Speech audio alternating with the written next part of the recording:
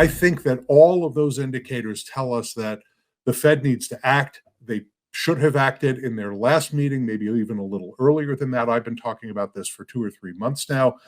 And now the question is, how big of a bump do they need to give? Is it 25 basis points?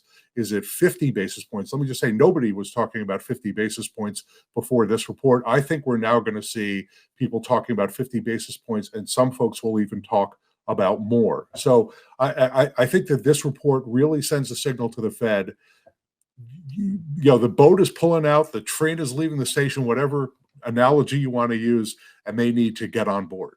If there is a silver lining in where the Fed's policy is right now, at a 2-decade high, if there were way more significant softening, they have a lot of room with interest rates to be able to at least attempt to stave off recessionary behavior, right? That was part of the logic of raising interest rates. Certainly, it was to combat inflation. I think that was their primary concern. But for quite an extended period of time, the Fed was largely irrelevant because its interest rates were at or near zero, and so they had no Yeah. policy room, right? They had no ability to influence what was happening in the economy. Now they have a tremendous amount of opportunity to do that, and that's why I'm suggesting that those of us who are pushing for a 25 basis point cut, I think you're going to begin to hear that number get higher. 50 basis points. I think that maybe hear some people on Wall Street talk about 75 basis points. The whole idea is you built up a bunch of room for yourself to act.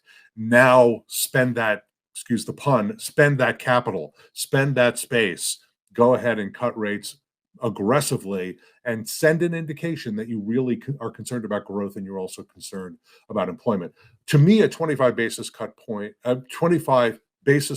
cut was signal sending. It wouldn't have had a dramatic effect on the economy directly, but by sending the signal that their concerns about inflation have been reduced, that inflation is not beginning, it has descended to a level that suggests that we're going to be just fine in that area, but that they are also concerned about growth and employment.